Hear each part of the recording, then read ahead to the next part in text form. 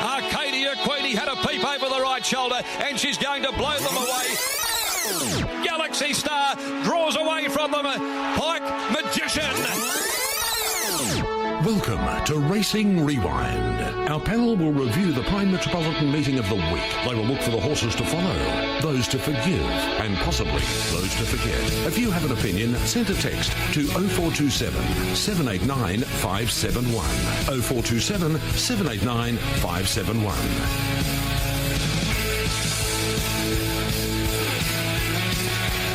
Ah, yes. Always good to have the big Reds in the studio. G'day, Michael. Oh, we're fired up this morning, Marty. We're up and about. You are. Thanks for joining us. How are we? West Coast How's he Eagles. gone, the young fella, this morning? He's gone Lochie's been great. He's been building. He's been He's been terrific.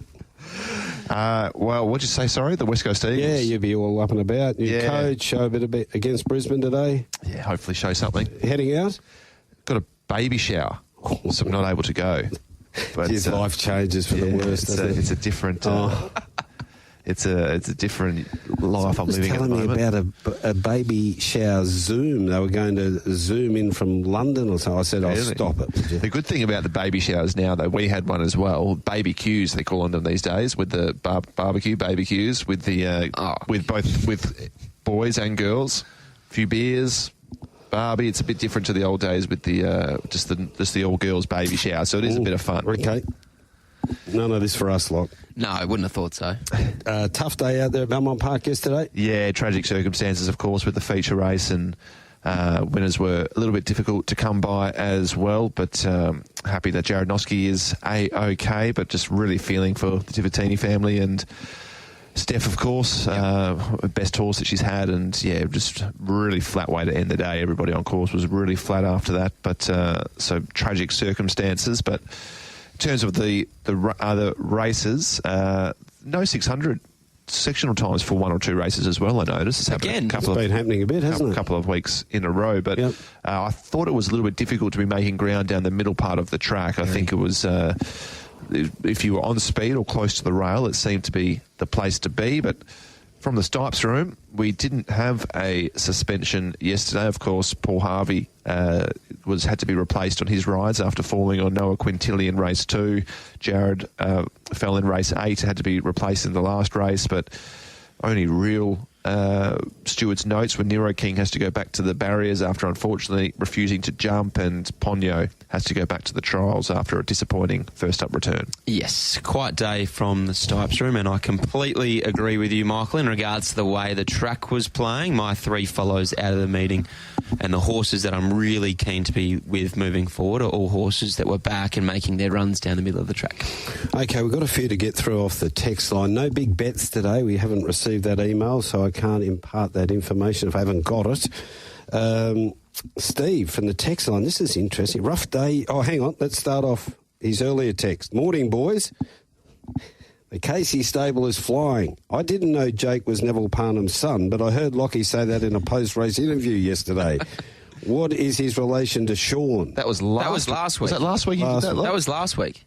Was it? When does it say the message was? Yeah, it says Sunday the 7th. Yeah, that would be last week, mate. I missed it last week, so I thought I had to get it out there. What did you say? You've declared Neville's... What did I do? I said Jake and Neville Parnham combining to win with winning the line. So just to confirm, Sean is Jake's dad? Yes, from what I understand, yes. There you go, Steve. No relation, Neville. Ah, that's funny. Poor Steve would have been. What's he reckon this morning? Well, he said rough day yesterday, boys. Followed Marty's tips on the podcast, but Yonga Lass, your first problem, Objector 5, Wenger Award, and Noteworthy is still running. Cheers, Steve. Still running. Steve, I get it, Steve, but I don't tip that. They're Peng's tips. Oh, if they win, there is tips. Oh, well, hang on. Well, just let him speak. So Ginger Green doesn't get a mention, and Rissoles doesn't get a mention. Right? Rissoles was a good run. Big follow. Okay. Good on you, Steve. Oh, thanks for playing along anyway, Steve. It's hard to keep everyone happy all of the time, but we do our best. What else we got on the text line? Why did Scott leave Peter Wright on for so long once the rain came? That is Mouse and Medj. Mouse, why does he get a game, Peter Wright? Please. 2 metre. Oh. 2 metre Peter. Not a fan. No, at all. There's about 5 in that team that need to be dropped. Perkins is one of them. He's about, hasn't had a kick in about 4 weeks. Just need Jared Schofield to take over then. Be interesting to see if they get a bounce. Sugar hit for sure, 100%. Everybody's on notice now. Okay, us included. Let's get to race number 1 out there at Belmont Park yesterday. To victory up in the middle now as they come around the turn. A further 2 lengths to Special Sort, and Nero King again drops out as they come around the home turn. Ginger Green balanced up in front from Arnie's Boy. Pray Again cruise to victory around its heels to the outside. Now being tested as the leader is as well. Ginger Green at the 200 and responding as well. Ginger Green led by more than 2. Cruise to victory. Pray Again. They won't get to Ginger. Ginger Green's going to do this all of the way, and a beautiful ride in front by Paul Harvey, rated to perfection, Ginger Green, and won comfortably from Special Sort, who got busy late to grab second, tight for third. Yeah, you would have been all over that one, Steve. Ginger Green leads for the pont and gets the money. Absolutely, Marty's been building towards a win this preparation. He's been carrying enormous weights, and I love the insight from Paul Harvey post-race. He clearly kept that in mind in a race that didn't really appear to have a great deal of speed on paper, strolled straight to the top, and from there rated the horse just perfectly. Didn't give any other horse a chance, and in the end he's won by almost 3 lengths. Yeah, I love the insight from Steve Wolf about what Paul Harvey said before the race. He said, better get in the sun, eh, Steve? It's a bit cold in the shade. It's a good plan. And that was about it. Man of very few words upon pre-race. Absolutely. Beautifully executed ride, though. There was no real speed on paper. They were pretty keen to ride Cruise to Victory with a sit, stepping up to a mile for the first time, and I just don't think that horse got the mile. It was a really slowly run race. We saw how explosive he was the previous run over 14. Was tested at 1,600 yesterday, but I think just back to 1,400 metres is probably his future. But a nicely deserved win for Ginger Green. Thought Special Sort was probably the run of the race outside of him. Hit the line really well the last 100 metres in particular. Probably the run that's of a horse that suggests he's looking for a bit further, but they also crawled in front too, so it sometimes can be deceiving, but I don't think a bit further would be against or to his detriment. I ended up tipping Pray Again for this race. I thought had every chance, loomed into the race, but Ginger Green just dropped him off pretty much and exploded the last 100 metres, and Pray Again was probably only fair the last 100 metres. Second up mile, I think, might improve with that run under his belt. Other horses that were in the market, go down to Nero King. We were touched on that off the top. Unfortunately, it didn't jump and never really played a part. And Arnie's Boy was really disappointing. He was a really good run the start prior. He settled outside the leader and eventual winner, but ended up running last. So it was, or second last at least. So that was a disappointing effort. Absolutely. Not a great deal to report out of this first race. All honours to Ginger Green. Had the track conditions to suit and duly saluted. Okay, now we've got one here from Joe. Joe's at Belmont. I know you're not a political station, but can you give us an update on the assassination attempt on Trump? Trumpy. Well, former President Trump. At a parade, Trump was shot, but he's okay. Did they get him? Yeah, got him, just skimmed him. Really? Just skimmed him, but he's okay. I saw it on X briefly, but I didn't realise I actually got him. I thought it was just... Yeah. Oh, wow. A bit of claret on the face. Yeah, got him in the ear, the right ear, I'd say. The John Deere? Yeah. Jeez. The tractor. Hey, listen, don't laugh, all right? There's a bit going on over there. We're on a knife edge. Yeah. Wouldn't have been Joe. No, he couldn't have been. As I said, he would have shot himself in the foot. Yeah. Race 2, the Glenroy Chaff Plate. That's over the 1,400 metres now. This is a very interesting winner. We want to talk about this. 7 in front of the others, though, and well out of their road at the 450-metre mark. The top bar leads the way. Running second, Clever Con. Going up, Lynn Star. Cashflow cuts to the inside. Followed further back, Shoot to Fame running on, and Fighting Thunder. They still have to get to the top bar. The top bar on top. 200 to go. Linstar trying. In behind them, Cashflow. He keeps the top bar going. It's the top bar now coming through. Lano goes through. Cashflow tries to go with Lano, but Lano wins it. Lano scored for Pike. Beat home Cashflow, the top bar. Linstar fourth. Sheep to Fame fifth. What about this? Ashley Maley, William Pike combining. It's $15 and Lano gets the money. Lano salutes on debut. Interesting, this is the most expensive yearling purchase that Ash Maley has made. He was a $125,000 yearling. He said he's had to be patient with him. He's always had an opinion of the horse, but it's just taken him a little while to get to the races. Even saying that, he's still only a late season 2-year-old on debut at 1,400 metres, and it just looks like he's a horse that's going to get out over more ground. He was really strong late. Nice patient ride from Willie Pike, and from there found the line really, really nicely. I'm not sure about the strength of this race, but Lano, you can only presume that he's going to take plenty of improvement out of his debut effort, and hopefully we see him again at the races in a couple of weeks' time, and then potentially heading towards a race like the WA Guineas throughout the summer carnival. So he went through the Perth sale, did Correct. he? Yeah, he's had a Fontainebleau. And had a Fontainebleau, yeah. So the local stallion. Nice type of a horse, but they went quite hard in this race. You could see the run home times as well. 37.39 was his run home time, and was the fastest of this race. There were 3 1,400 metre races yesterday, including the 78 plus, of course, the open class race. The first 800 metres of this 2-year-old race was the fastest of all 3. So they did go quick, which I think was care of the fact that Noah Quintilly, the riderless horse, circled the field and kicked clear, and it probably took the gear up a little bit. So I think the run of a horse like to the top bar in retrospect was actually quite good. I like the run of Cashflow though. 1,000. I was really taken with him in the yard as well. He's a nice type of a horse. He was 1,000 metres up to 1,400 metres, loomed like the winner, and was just found wanting that last little bit. If that was 12 or 13, I think he wins. So I think Cashflow is a nice enough type. Lynn Starr travelled the winner and was probably just a little bit green and peaked late as well. And Shoot to Fame got along nicely. But one horse that caught my eye was Metallic Marlin, who actually loomed like was nearly going to win halfway down the straight, but just peaked badly the last 150 metres. I wouldn't be surprised to see him improve sharply off that effort. Outside of that, didn't find a huge amount to report. It's a difficult race to get a handle on. The only winner in the race ended up being riderless, and it wasn't the strongest of 2-year-old races. And Lano, for a William Pike ridden runner, went around $12. Absolutely. I think you can't understate the impact of that riderless horse on a horse like the top bar. You can see for a period of time the horse was trying to race the riderless horse.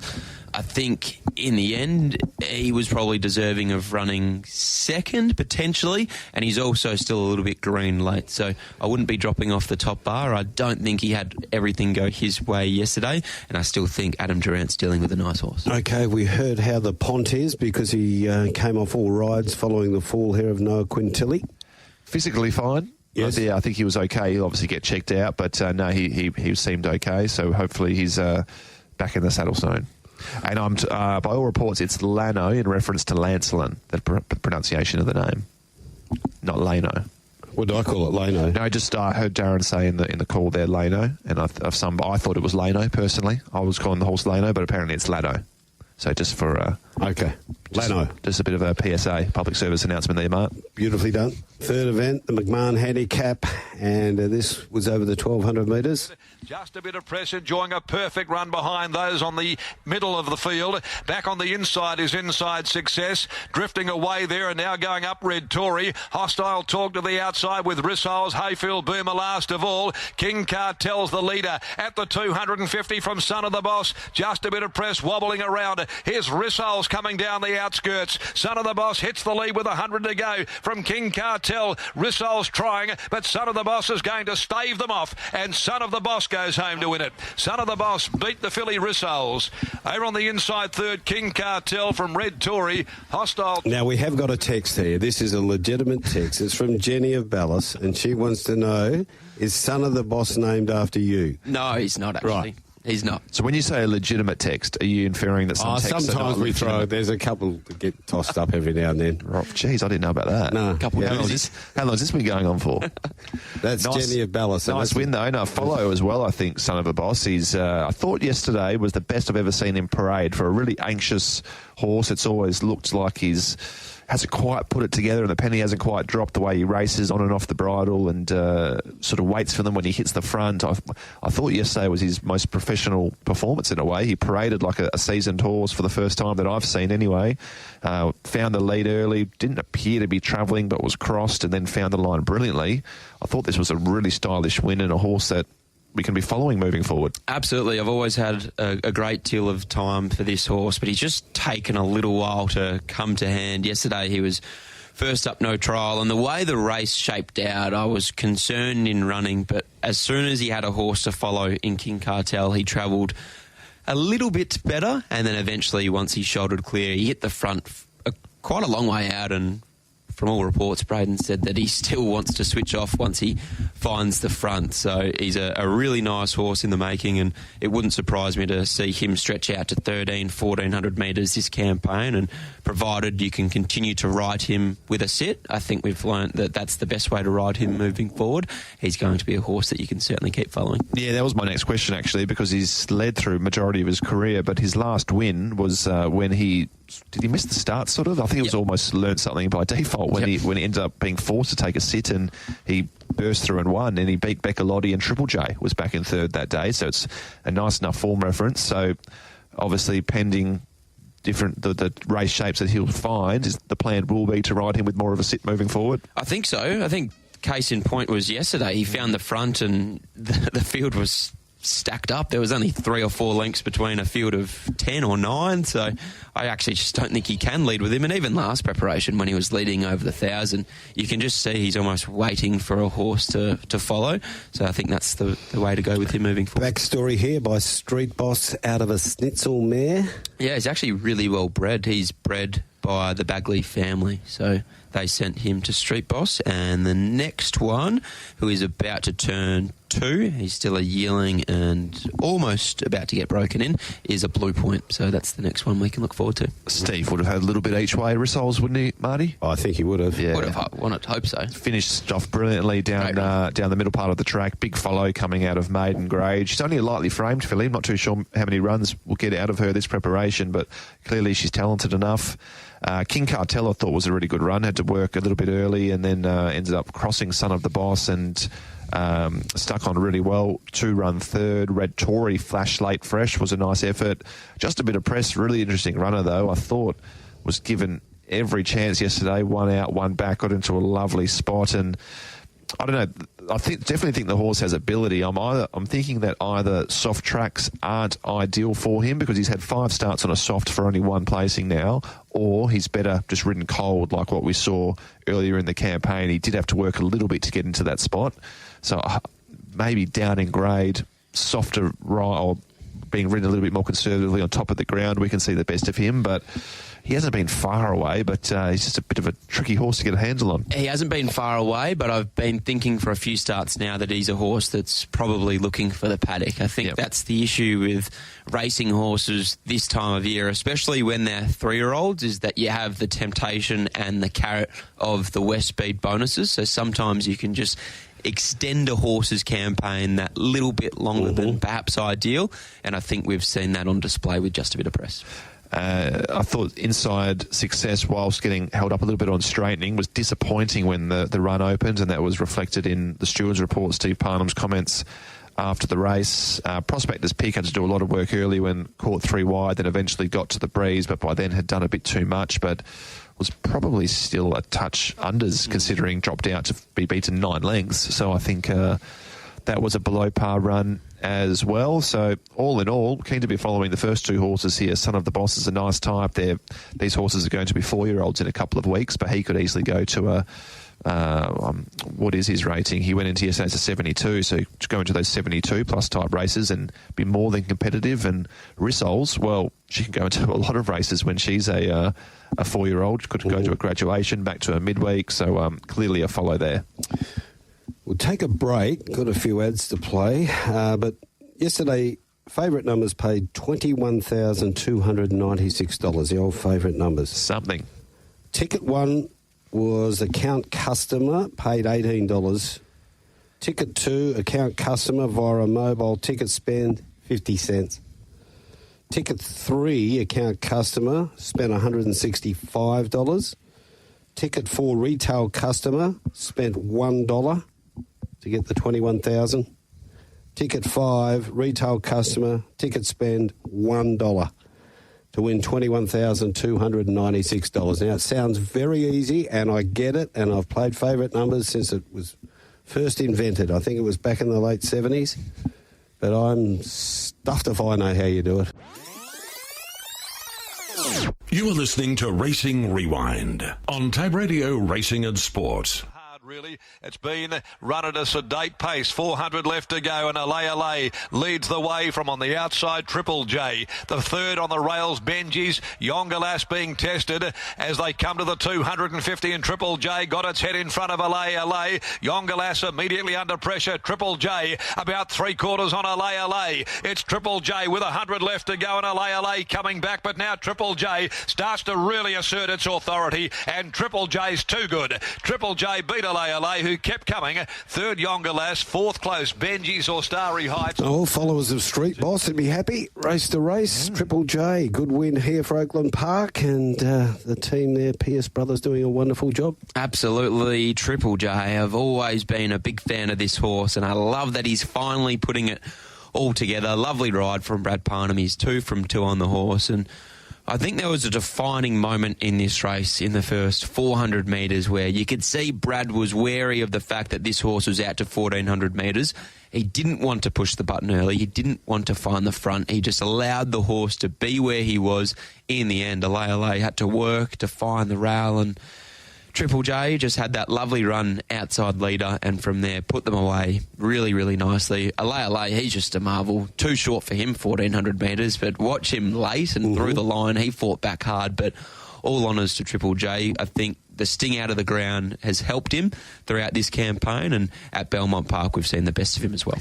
Yeah, 100%. He's a serious horse. He's won 6 from 15 now with 5 minor placings as well. Really nice type of a horse, brilliantly bred, and I think he's just a difficult horse to manage behind the scenes because he is so big and heavy. He's probably the best part of 600 kilos, so he's just has always had those niggling issues along the way, but he's going the best he ever has now that he's sound, and that's evident with his race performances. So by all reports, he'll head to that Jockey Celebration Day Stakes race in 2 or 3 weeks, which is over 1,400 metres as well, and that's an 84 plus. He was an 82 going into yesterday, so if he gets his usual 4 points, he'll get into that race with 55. You think he'd be pretty hard to beat as well.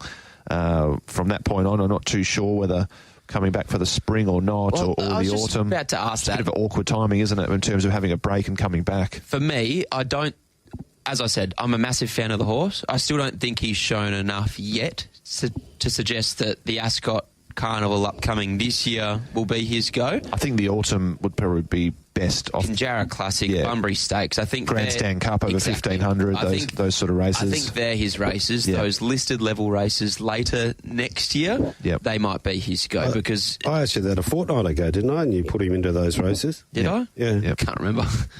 But you do a lot of race programming, don't you? It was a slowly run race, though. They did crawl on this race. As I mentioned earlier, the 3 1,400-metre races, the 2-year-old race, the first 800 was run the fastest.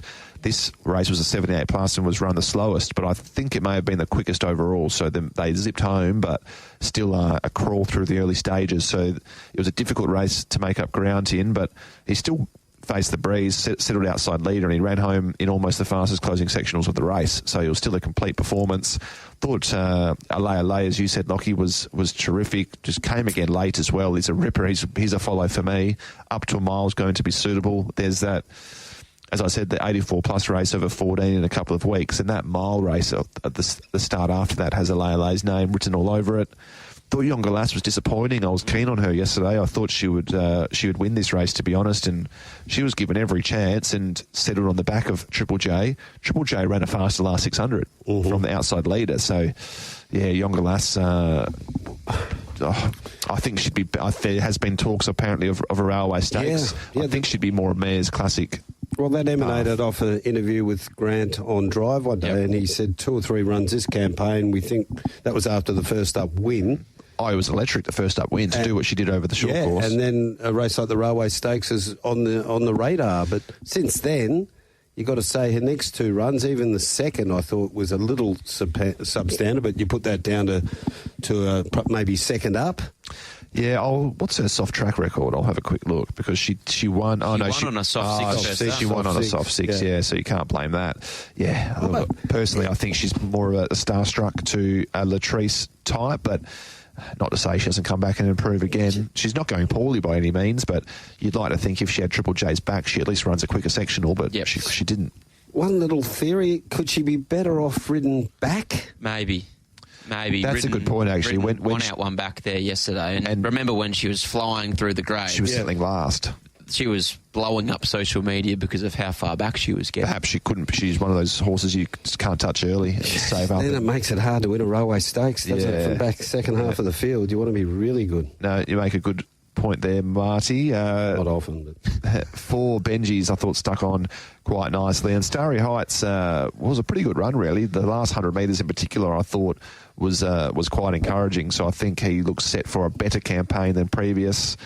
Outside of that, Sapphire Street's produced, I reckon, an identical run about 3 starts in a row where she looms like the winner, and the last 100 metres just peaks badly. Did we hear yesterday it's maybe her last run? I think I heard that on course yesterday. And also, Neville Parnham said in an interview with me later in the day that Vampire plays last run as well before going to the breeding barn. Not too much to report outside of that. Perhaps Too Darty, who was disappointing, but the rider reported the gelding hung out throughout, so perhaps a little issue there that and into prep, I'd say, but he's a talented horse who should come back really nice next prep. Absolutely. So, retiring Sapphire Street. So she's a 3-year-old turning 4 by Street Boss, probably going to mate up with Ingratiating. From she'll end up with big forearms, wouldn't she? If she does that, but I think she won a stakes race from memory. Yeah, she won the Sheila Gwynns, and she's then placed in a raconteur, so she's done her job, and she may have hit her mark now. Okay, one here from McGinnity was very keen about Too Darty on Straight Up. Disappointing? Disappointing. Yeah, but the rider reported the gelding hung outwards throughout, so generally that would mean there's an issue of some sort and has been up a little while, so perhaps into prep. And with the benefit of hindsight, I think from that gate at 1,400 metres, he was never going to be any chance with the way the track played anyway. Okay, race 5 was the Craig Yo Memorial Handicap over the 1,400 metres. From the Republican, Great Demon coming around them very deep. Back behind those then, as they come to the turn, is Extra Revs and Dablo to the extreme outside. Burberry led them. Advance keeps coming on the outside there, clear from Dr. J. Hibiscus Lady and Objectify. Pike goes to work on Burberry. Inside the 200, he's going well, Burberry. Burberry broke clear from Advance. He's home, Burberry. Burberry's running clear from Advance, Dr. J. Objectify, and he destroys them. Burberry far too good by 3 3¾ Advance, Dr. J. Okay, just before we dissect this race, it was wonderful to hear that Darren said that Wendy, Corey Elliott, Sean, brother Rob, they were all out there yesterday. I know they're up in the commentary box for this race, watching it with Mac, and they announced too the funeral for Craig will be 2 p.m. Monday week at Fremantle, at the West Chapel at Fremantle Cemetery. So let's get along and give Craig a good send-off. What about this race? Burberry, straight to the front. I found it interesting that Willie Pike was just hell-bent on getting this horse to step and begin well. The plan wasn't necessarily to find the front, but once he began as well as he did, he just controlled the race from there. It actually surprised me to see how well he finished this race off. I actually think he ran the fastest last 600-metre split of this race whilst leading, which you very, very rarely see. With how strong he was at 1,400 metres, to me, a mile wouldn't be beyond him. On speed, anywhere in the first 4. Clearly, he's versatile. And he might just be a horse that appreciates a little bit of galloping room as well. He got that yesterday, and we saw him at his very best because that was a very dominant win. Yeah, it certainly was. I thought it was the horse was really gifted the lead when I watched it visually, but just for comparing the times to this was actually the fastest run 1400-metre race of the day, narrowly, probably about a length quicker than Triple J's win, but it went quicker through the early stages as well. So I thought it was super dominant the way he dropped them off and actually ran home in the fastest last 600-metre split leading to bolt in. So I think this was a highly dominant performance, and he's always shown ability, Burberry, but was obviously scratched at the gates last start. But it was good to see the penny drop with him yesterday and produce the run that we've always thought he was capable of. Dr. J was he's produced even runs his last 2 starts. I'm not sure if he's that well suited with those type of runs. I think he's drawn low both starts, and he's had to settle just in behind the speed. He's a big scopy horse. When he won impressively first up, he got a long way back and came around them, and I'm not sure if the way he's been forced to be ridden from those low draws in races without a huge amount of speed is to his liking. So I wouldn't be jumping off Dr. J, even though he's gone under his last couple. I think he's a really nice horse, but better suited probably with a more patient ride and getting out to the outside. Advance has been really good his last couple, and Objectify had no luck. 3 wide, no cover the trip, but was probably only a little bit fair late. So I think she'll come back a really nice horse, Objectify, but clearly wasn't suited with the run she had anyway. No, not at all. It wouldn't surprise me if that's end of prep for Objectify. She started the campaign so well and then was very unlucky last start prior to yesterday. In fact, she was unlucky yesterday as well. Yep. So just knowing that there's such a big opinion of this filly, it wouldn't surprise me to see the team just look after her, tip her out for a short little break, and she'll come back a nice mare. Great Demon was a nice run first up. Yes. Looked really well in the yard yesterday, Great Demon. I think could be set for a nice prep and is, off the top of my head as I bring this up, eligible for slightly easier races. Is only a Class 3 horse, but has won 3 from 5 now, 3 from 6 going after yesterday. I think is a nice enough horse. There's a follow out of the meeting. Fancied Ablo's chances yesterday, especially after the previous run and how good he looked in the yard, and he appeared to have the right run for him, 3 deep cover, but I thought was disappointing on face value, but in review of the meeting, nothing was really making ground down that middle part of the track, so I think he is a forgive, and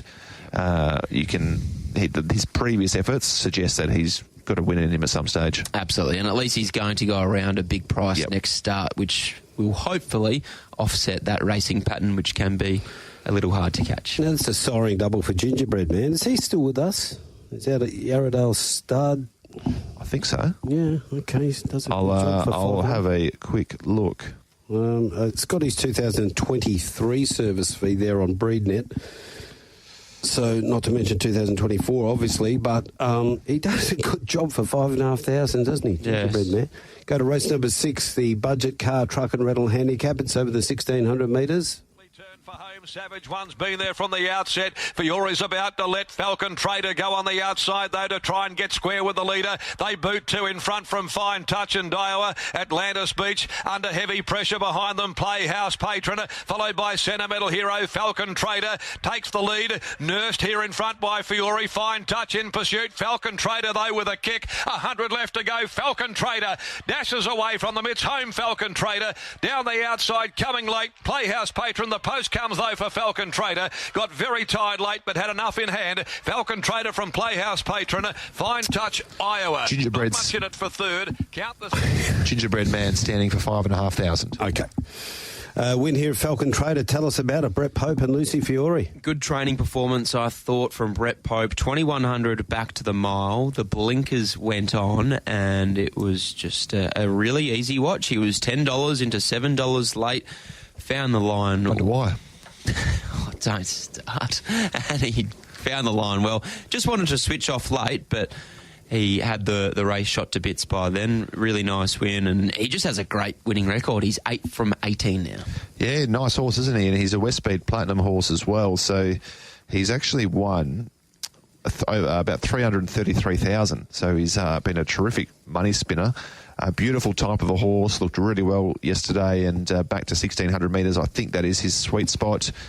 Was tested over the staying trip last start, but just didn't appear quite to get it. He's a really good backup horse as well. I think he's won a couple of races off the quick spin this preparation. He always travelled well with the shades on, and as you said, got a little bit tired late, or was coming to the end of his run late, but was still able to get the job done. From Playhouse Patron, who's just come back really well this preparation. Looks a serious horse. I wouldn't be surprised if he can get all the way through, potentially even to a Kalgoorlie Cup or something, maybe potentially this preparation.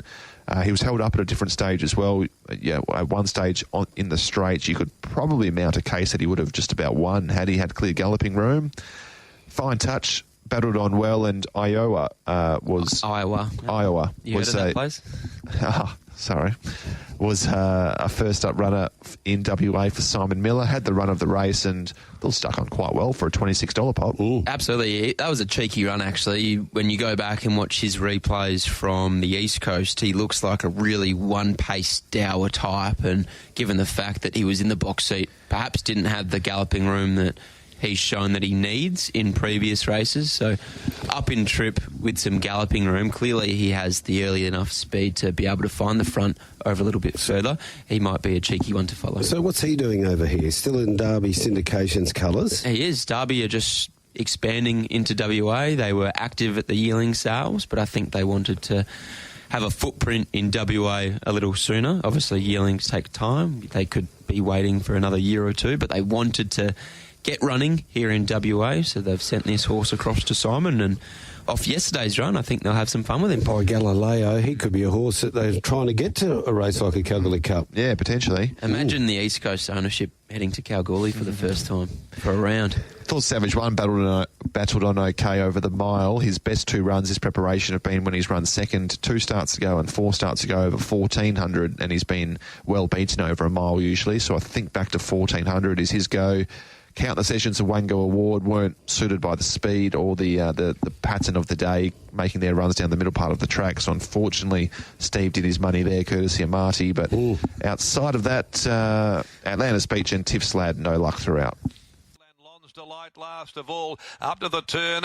King's Honour given its head race to the lead, and Noski said ta-da. Into the straight, King's Honour let go, bounded 3 in front of Baalbeck.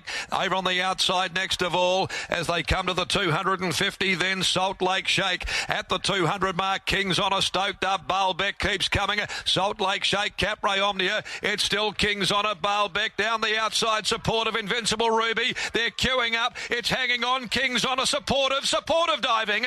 Supportive has got the King's Honour and Salt Lake Shake between them on the outside. This wouldn't be too often. You get Neville and Bradley riding one at $51. Supportive gets the money in race 7. Not at all. First up there yesterday at an enormous price. Just had such a lovely run through. The speed was on. We knew the speed was going to be on, courtesy of plenty of speed influences in the race, namely King's Honour, who strolled to the top, but Supportive just had a lovely run midfield, and in a race where there are actually a couple horses that were quite unlucky in the piece late. Supportive just had the perfect unimpeded run, and in the end, that's obviously the difference between winning and losing. Yeah, you're right. There were some unlucky horses this race. It was a difficult one to get a handle on because they did go really, really hard, which took some horses out of their comfort zones. Others were falling back into the laps and caused others to get held up, but nice win. Supportive had the rub at the green and was good enough to win first up. I'm keen to follow Salt Lake Shake because it's built up a nice enough record and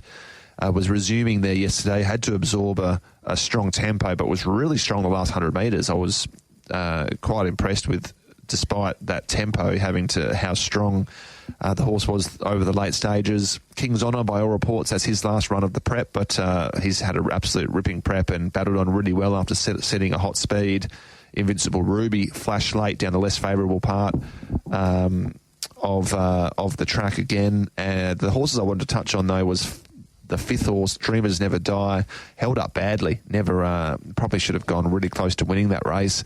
Baalbeck got tightened late and was unfortunate, and even horses like Lon's Delight and Bonnie Ladd back in the field were held up. So he's a bit of a tricky horse, a tricky race to assess in entirety, but there were some nice runs. Absolutely. I think this is the type of race you go and look at the steward's vision and just make note of some of the horses that were held up really badly late because, as we've touched upon, there were a few, but supportive. I certainly didn't expect that, but that was her first Saturday win, and it was nice to see her in the winner's circle. Capri Omnia is going really well as well. Carried 61 kilos, chasing that red-hot speed yesterday, and had a duck back to the inside to make late ground. I think up in grade, down in weight, no reason why he can't continue on his good form. Yep. One from Chrissy Yanchip. Have you got Jay Rooney's tips for this final meeting at Sha Tin today? We certainly do. Race 8, number 4, Cheng Cheng Glory. Race 11, number 1, Patch of Theta.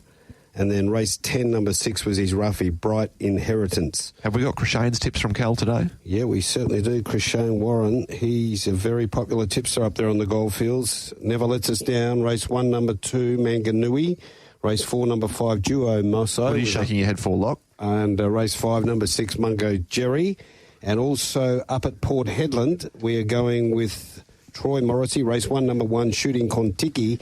Race 5, number 2, Reginald.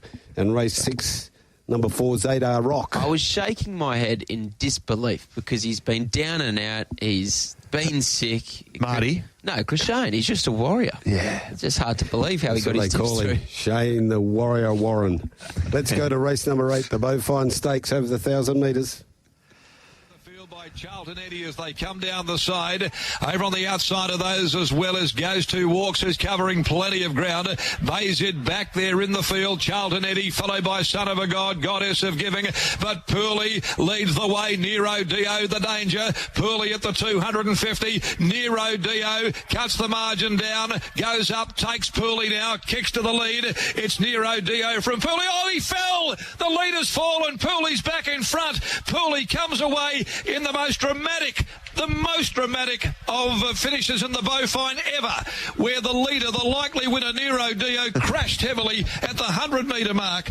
Now it's for second and third, Man Crush, Sophia Symphony. You couldn't script this. Then Bayzid, followed by Minsk Moment. In behind them, Son of a God. Okay, there it is. We've spoken about this at length today, Lockie. Let's dissect the race. Yeah, from an analytical perspective, it's tricky to assess the race. Pooley led them throughout, really rolled them along, and from there has won the race from Man Crush. I thought that was a good return from him, and I guess he's a horse that we've seen in the past have such a good record when he's able to find the rail, so it was nice to see him perform really, really well, having not found the front. And Sophia's Symphony, she was well outside the handicap, and I think impeded by what occurred late, but she was a cracking run and gets valuable black type to her name. Yeah, completely agree. Difficult race to dissect considering there is no replay available, but pleasantly surprised with Sophia's Symphony. I thought was thrown in the deep end a little bit there yesterday, racing so far outside the handicap, but by all reports should have run second, so it was a really nice return there. Man Crush thought would improve with the run yesterday as well, so that was a good effort. I think heading up to the Bolton in 2 weeks' time, and then the Newmarket is a couple of weeks after that. Both run over 1,200 metres. Minx Moment, whilst a beaten favourite yesterday, returning from a throat op. It's hard to say without the replay. Not too sure the run he had in transit, to be honest, but you'd be happy enough with that, I'd say. Returning from a wind op, running fourth in a stakes race, and clearly Goddess of Giving must have ran really well, ran the fastest closing splits, came from a long way back on a day that wasn't advantageous to do that. And just reading the steward's report, firstly, actually, when I looked to see who ran the fastest closing sectionals, I was surprised to see Son of a God ran the second quickest and ran ninth. And in the steward's report, his first up off 16 months, mind you, commenced awkwardly and crowded shortly after, severely checked to avoid a fallen runner near the 100-metre mark. Yeah. So the fact that he was severely checked clearly has some traffic issues and ran home in the second fastest closing splits. Pretty good run, I would have thought, from first start for David Harrison. Perhaps he can run a cheeky race in 2 weeks' time. Absolutely. Goes 2 walks. Not much went right for him yesterday. No. He was off the track. Yep. I think you can be forgiving of that effort. And whilst Multinational ran last, he is not a 1,000-metre horse at all. I'd expect sharp improvement from him next start, stepping out to 1,400 metres. Back on Pooley, though, there was good late money, wasn't there? It was 26 into, $10 late, and the start a week prior was he'd missed the start and was actually finished off really well against his usual pattern. I think we made mention of that on this show. Yesterday he was able to find the front and wins a stakes race. Okay, Billabel Divers, Macca handled the call and aftermath very well in the Beaufine. He's a pro. He's very, very experienced in these situations. He has seen it happen before and he knows how to handle the big moments, and that's why we pay him the big bucks. Race number 9 is the budget mini bus handicap. It was over the 1,200 metres.